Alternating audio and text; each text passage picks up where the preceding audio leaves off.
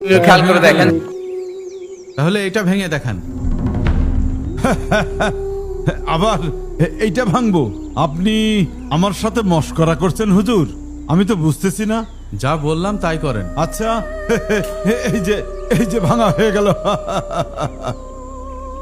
আমি হার মানলাম, আপনার গায়ে অনেক শক্তি, ওগুলো তো সব ভেঙে ফেললেন।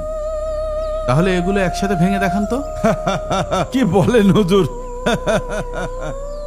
এগুলোও ভাঙতে হবে? হ্যাঁ। আচ্ছা, ঠিক আছে।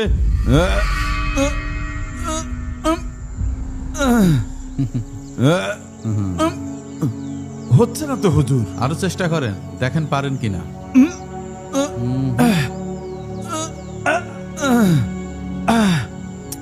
না, এ তো হচ্ছে না। আমি আপনাকে এটাই বোঝাতে চেয়েছি। মানে কি বোঝাতে চেয়েছেন?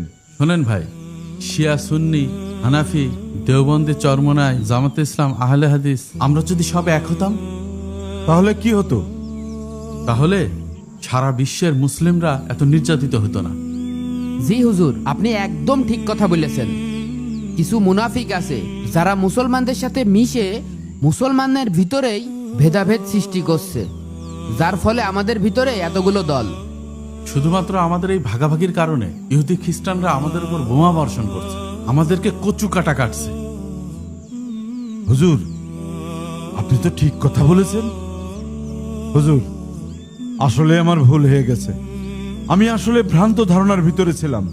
আসলে মুসলিম বিশ্ব যদি আজ এক হতো, তাহলে কাফের জালিম ওই মুশরিকরা আমাদের কিছুই করতে পারতো না। খুব খাঁটি কথা বলেছেন হুজুর, খুব খাঁটি কথা বলেছেন। আমাকে মাফ করে দেন হুজুর, আমার ভুল হয়েছে। ঠিক আছে, আলহামদুলিল্লাহ। বন্ধুরা, মেসেজ তো দিয়েই দিলাম, এখন আপনাদের কাজ শেয়ার করে সবার মাঝে ছড়িয়ে দেওয়া।